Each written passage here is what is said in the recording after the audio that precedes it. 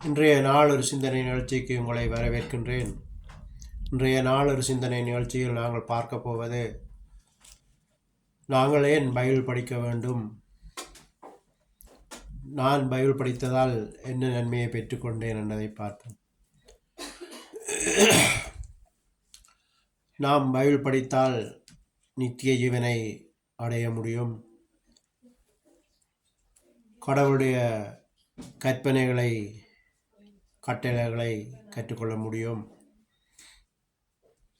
என்ன செய்தால் என்ன ஆசீர்வாதம் வரும், என்ன செய்தால் என்ன பாவம் வரும் என்பது கற்றுக்கொள்ள முடியும். அதைவிட கடவுளுடைய ஆசீர்வாதத்தை பெற்றுக்கொள்ள முடியும்.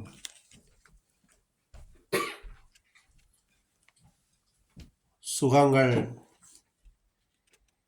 சந்தோஷத்தை பெற்றுக்கொள்ள முடியும். நான் படித்ததால் ஆஸ்பத்திரியில் இருந்த சில பேரை காப்பாற்றியிருக்கிறேன்.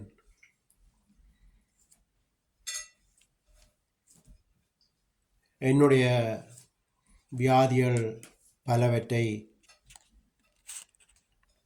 இயேசுவின் நாமத்தினாலே செபித்து சுகப்படுத்தியிருக்கிறேன்.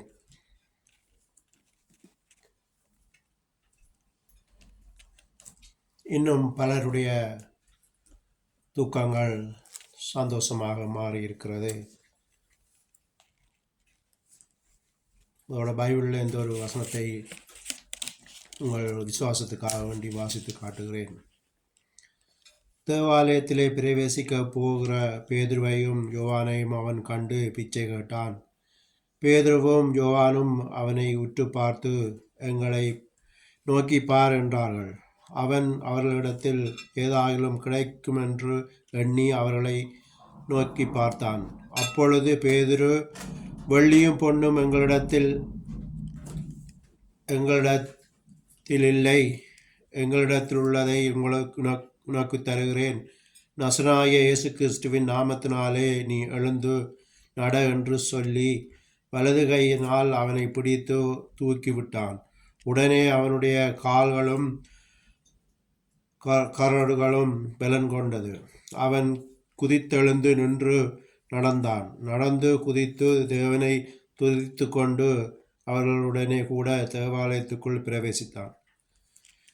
இந்த பிச்சைக்காரனை பார்த்தீங்கன்னு சொன்னால், துறவிலே ஊனமாய் பிறந்தவர். இவர் வருஷம் வந்து அந்த ஒவ்வொரு நாளும் வந்து இந்த தேவாலயத்திலே பிச்சை எடுத்து கொண்டிருப்பார். இப்போ பேதுருவும் யோவானும் இயேசுடைய சீடர்கள்.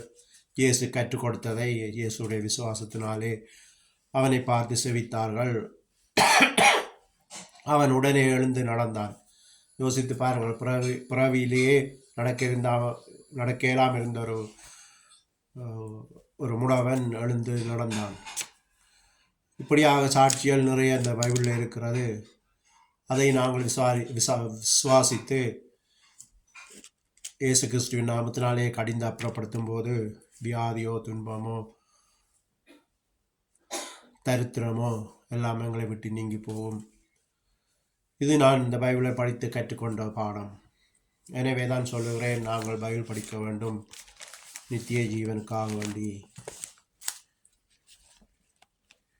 படித்து தேவனுடைய ஆசீர்வாதத்தை பெற்றுக்கொள்வோம். இதுவே இன்றைய நாள் ஒரு சிந்தனை நிகழ்ச்சி. நன்றி, வணக்கம்.